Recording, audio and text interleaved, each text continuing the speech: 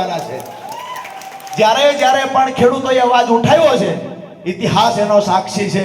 ખેડૂત જ્યારે મરણનો જંગ કરવા નીકળ્યો છે ત્યારે કોઈ પણ સરકાર હોય, ઉદાહરણ છે 87 ની સરકાર કોંગ્રેસની, આજ દિવસ સુધી ફરીવાર સત્તામાં નથી આવી જેને ખેડૂતોને ગોળીએ દીધા હતા।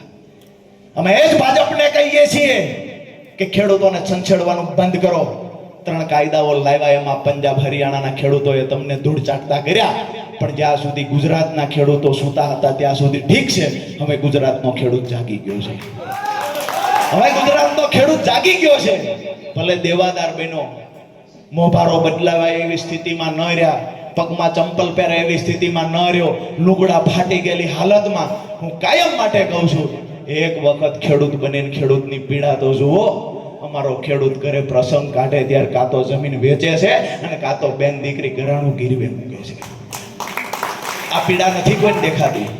જ્ઞાતિવાદ, સમાજવાદ, ધર્મવાદ, હિન્દુ મુસ્લિમ, તમે આ જ્ઞાતિના, તમે આ જ્ઞાતિના, આવી વાતો કરી અને જે ભાજપના દાળિયા બનીને કામ કરે છે એ લોકોને પણ કહીએ છીએ કે રાષ્ટ્ર હિત માટે, ગુજરાતના હિત માટે, અમારા ખેડૂતોના સારા ભવિષ્ય માટે એક વખત આમ આદમી પાર્ટી સાથે જોડાઈ જાઓ।